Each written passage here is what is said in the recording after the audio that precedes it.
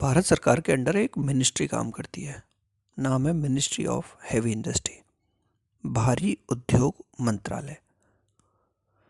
जब भारी उद्योग मंत्रालय को अपना कोई काम करना हो या देश में कोई व्यापक कैंपेन चलाना है या अपने उद्योग को बढ़ावा देना है या जनता को फ़ायदा देना है, तो उसके लिए वो कुछ योजनाएं चलाएगी। तो उसी में से आज हम एक योजना पढ़ने जा रहे हैं, electric mobility promotion scheme, EMPS। जैसा आप समझ पा रहे होंगे कि इलेक्ट्रिक मोबिलिटी में क्या बात हो रही होगी, इलेक्ट्रिक वाहनों की बात हो रही होगी। तो क्या इसका एम रहेगा? इलेक्ट्रिक टू व्हीलर और इलेक्ट्रिक थ्री व्हीलर वाहनों को तेजी से अपनाने को प्रोत्साहित करना। यानी इस योजना का जो एम होगा वो इलेक्ट्रिक टू व्हीलर और इलेक्ट्रिक थ्री व्हीलर तक ही है। EMPS, फोर व्हीलर इसमें शामिल नहीं है। इलेक्ट्रिक मोबिलिटी प्रमोशन स्कीम में इलेक्ट्रिक टू व्हीलर और इलेक्ट्रिक थ्री व्हीलर वाहनों को तेजी से अपनाना है। टोटल इसमें 500 करोड़ रुपए के तक खर्च करना सीमित कर दिया गया था कि ये सरकार जो है इसमें 500 करोड़ रुपए खर्च करेगी। और योजना ये कब से कब तक चली थी? ओनली 4 मंथ के लिए थी। 1 अप्रैल 2024 से लेकर 31 जुलाई 2024 तक इस योजना को चलाया गया था। चूँकि अब हम जो पढ़ रहे हैं वो जनवरी 2025 में पढ़ रहे हैं, तो 1 अप्रैल 2024 से लेकर 31 जुलाई 2024 तक ये योजना रही थी और 500 करोड़ रुपए योजना में परिव्यय सीमित थे।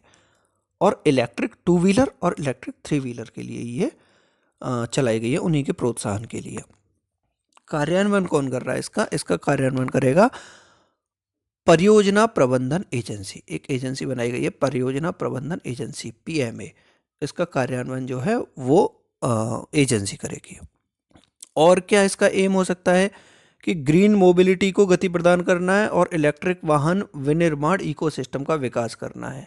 जैसा आप देख रहे हैं कि पॉल्यूशन का स्तर, कार्बन एमिशन इतना ज़्यादा बढ़ता जा रहा है, देश की समस्या बन गया है, पूरे देश की या वर्ल्ड की समस्या बन गया है। तो उसको कम करने के लिए हमने ग्रीन मोबिलिटी का बढ़ावा देना है और इलेक्ट्रिक वाहन को मैन्युफैक्चरिंग पर ज़्यादा ध्यान देना है, उसका इकोसिस्टम विकसित करना है, उसके लिए भी ये काम कर रहा है।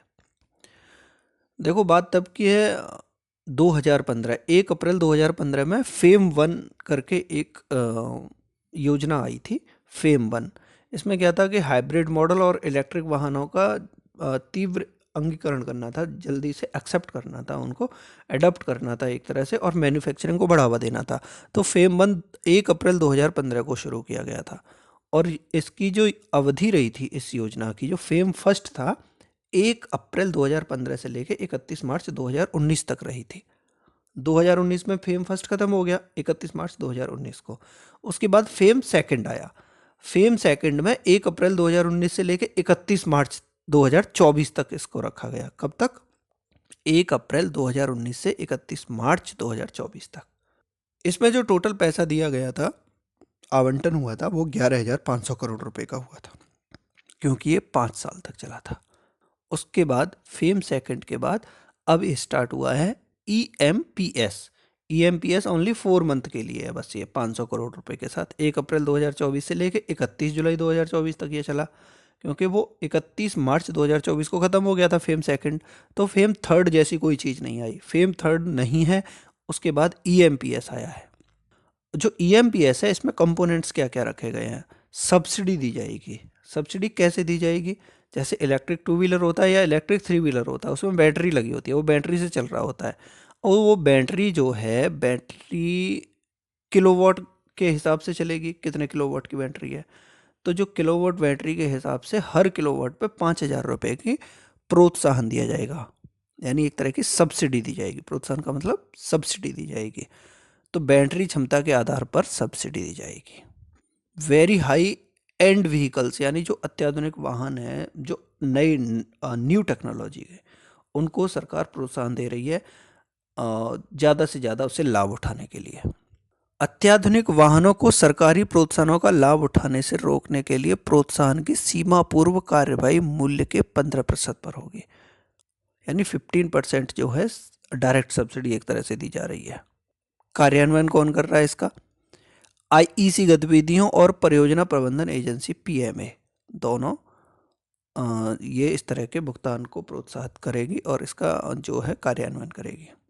देखो डिमांड प्रोत्साहन के लिए कुछ योग्यताएं भी होनी चाहिए। अगर आप प्रोत्साहन मांग रहे हैं, सब्सिडी किसको दी जाएगी, सब्सिडी कैसे दी जाएगी, वो भी हमने जाना। अब हम जानते हैं कि सब्सिडी किसको दी जाएगी। विनिर्माता से बैटरी सहित व्यापक वारंटी दी जानी चाहिए, यानी जो मैन्युफैक्चरिंग कंपनी है वो बैटरी सहित गारंटी दे उसको, जो भी कस्टमर होगा उसको, यानी जो आपका वाहन है और उसकी जो बैटरी है, दोनों की गारंटी होनी चाहिए, दोनों की वारंटी होनी चाहिए। वाहन के जीवनावधि के लिए बिक्री के बाद भी सेवा, यानी कि जो सर्विस वर्विस होती है गाड़ी की, वो भी उसको देनी पड़ेगी उस कंपनी को, तब वो सब्सिडी के लायक बनेगी। भारत में निर्मित किया जाना चाहिए, ऐसे घटकों का स्थानीय विनिर्माण और संयोजन होना जरूरी है, और इंडिया में बना हुआ वाहन होना चाहिए सब्सिडी के लिए। CMVR में शामिल नियमों के अनुसार प्रकार के प्रमाणन, श्रेणीकरण, वर्गीकरण आदि के लिए प्रावधानों को पूरा करें। CMVR मतलब सेंट्रल मोटर व्हीकल जो रूल्स हैं उनके हिसाब से होना चाहिए इसका काम, जो भी है उसका जो प्रमाणन है, सर्टिफिकेशन, एक तरह के जो भी जितने भी सर्टिफिकेशन होते हैं वो CMVR में शामिल जो रूल्स हैं उनके हिसाब से ही होना चाहिए। और मान्यता प्राप्त परीक्षण एजेंसी जो होती हैं उनके द्वारा आपको सर्टिफिकेट भी प्राप्त करना चाहिए 2024 के हिसाब का। तो आप ये सारी चीज़ें, ये 4 पॉइंट जो बताए हैं, ये आपके पास हैं, तो आप प्रोत्साहन की योग्यता रखते हैं, यानी सब्सिडी की योग्यता आप रखते हैं। तो कुछ शर्तें भी रखी गई हैं इसमें, जैसे जो मूल उपकरण निर्माता है OEM है, और MHI है, मिनिस्ट्री ऑफ हैवी इंडस्ट्री, इनके साथ उसका रजिस्ट्रेशन होना चाहिए। प्रत्येक EV मॉडल को MHI द्वारा अनुमोदित करना होगा, यानी मिनिस्ट्री ऑफ हैवी इंडस्ट्री जो है हर एक EV मॉडल को अनुमोदित करेगी। प्रत्येक वाहन मॉडल को वाहन दक्षता के संबंध में न्यूनतम तकनीकी पात्रता मानदंडों को पूरा करना होगा। जो मिनिमम टेक्नोलॉजिकल जो भी वो होते हैं क्वालिफिकेशंस हैं, वो पूरी करनी पड़ेंगी उसे, उसके बाद ही उसको दिया जाएगा जो सब्सिडी है। जैसा भी हमने बताया था कि जो इलेक्ट्रिक व्हीकल्स हैं उनके लिए जो मैन्युफैक्चरर हैं उनके लिए 4 तरह के दिए गए थे वेरिएंट, और यहाँ पे भी यानी मिनिस्ट्री ऑफ हैवी इंडस्ट्री में भी उसका रजिस्ट्रेशन होना बहुत ज़रूरी है। और स्टेप बाय स्टेप इसको प्रोत्साहन दिया गया या दिया जा रहा है। EV घटकों के स्थानीकरण की रूपरेखा तैयार करनी है, और दिशा निर्देश जो हैं चरणबद्ध विनिर्माण कार्यक्रम, उसके दिशा निर्देश भी जारी किए गए हैं। परियोजना कार्यान्वयन और स्वीकृति समिति यानी PISC कौन होगी, इसका जो हेड होगा, जो समिति होगी, इस तरह का जो एक समिति बनाई गई जिसमें ये सब तरह के काम देखे जाएंगे। तो इसके सचिव जो हैं, भारी उद्योग के सचिव, हैवी इंडस्ट्री के जो सचिव हैं, उनकी अध्यक्षता वाली एक अंतर मंत्रालय अधिकार प्राप्त समिति तैयार की गई। इसका गठन समग्र निगरानी, स्वीकृति और कार्यान्वयन के लिए, यानी पूरी निगरानी करेगी, स्वीकृति देगी, और जो भी कार्यान्वयन है उसको पूरा करने का जो जिम्मेदारी होगी वो इसी समिति की होगी, जो सचिव हेड करेंगे भारी उद्योग के। इलेक्ट्रिक 2 व्हीलर और इलेक्ट्रिक 3 व्हीलर के बीच परस्पर आवंटन को बदलने की भी शक्ति है, आपस में बदले भी जा सकते हैं।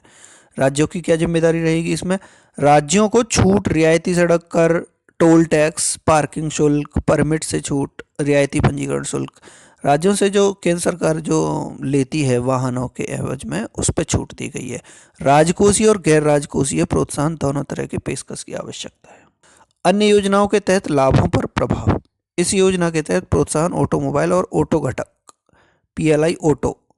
PLI योजना और उन्नत रसायन विज्ञान सेल के लिए PLI योजना के तहत दिए गए प्रोत्साहन के अतिरिक्त होगा। यानी एक और योजना चल रही है PLI ACC, PLI योजना और उन्नत रसायन विज्ञान सेल, उससे अलग है ये सब्सिडी। वो वाली सब्सिडी एकदम अलग है PLI ACC, और ये वाली सब्सिडी एकदम अलग है। ये इलेक्ट्रिक वाहन 2 व्हीलर और 3 व्हीलर के लिए दी जा रही है। तो इस योजना को हमने पूरा समझ के पढ़ के समझने की कोशिश करी। मुझे लगता है इसमें जो ज़्यादातर याद रखने वाली चीज़ें हैं और जो समझने वाली चीज़ें हैं वो हमारी समझ में आ गई हैं इलेक्ट्रिक मोबिलिटी प्रमोशन स्कीम के बारे में। मेनली हमको याद रखना था 1 अप्रैल 2024 से 31 जुलाई 2024 तक की है ये योजना, और फेम थर्ड कोई नहीं आया है, फेम थर्ड की जगह पर एक तरह से आई है ये EMPS, और इलेक्ट्रिक 2 व्हीलर और इलेक्ट्रिक 3 व्हीलर के लिए भारी उद्योग इसका मंत्रालय है। 500 करोड़ इसमें खर्च किए गए हैं, और सब्सिडी बेस्ड ये स्कीम है एक तरह की।